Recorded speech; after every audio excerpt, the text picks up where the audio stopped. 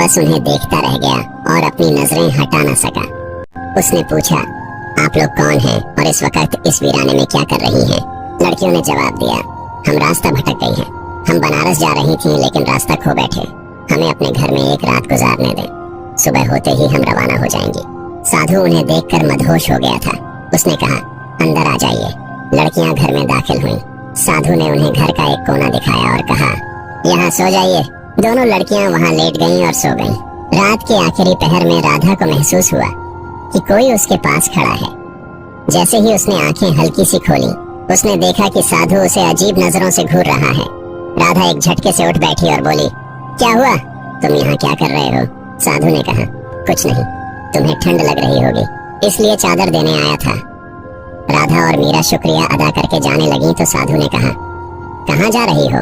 तुम जवान लड़कियां हो और बनारस यहाँ से बहुत दूर है।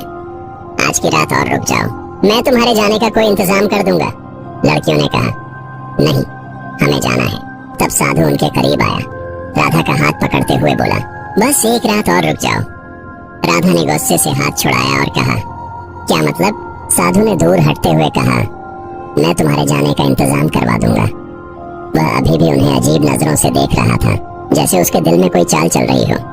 लड़कियां उसकी बातों में आ गईं और एक रात और रुकने पर रजामंद हो गईं। सारा दिन साधु उनसे नरमी और मोहब्बत से बातें करता रहा और उन्हें उसी तरह देखता रहा जैसे वह उनके करीब आना चाहता हो।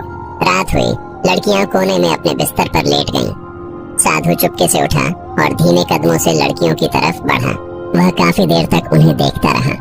फिर वह मीरा के पास जाकर बैठ गया, जो बहुत खूबसूरत थी। उसने नरमी से उसके माथे पर हाथ फेरना शुरू किया। अचानक मीरा की आंख खुल गई और वह हड़बड़ा कर उठ बैठी। क्या हुआ? तुम यहाँ क्या कर रहे हो? उसने गुस्से में पूछा। साधु उसकी आंखों में देखता रहा जैसे किसी ख्वाब में हो और बोला, मैं तकिया देने आया था।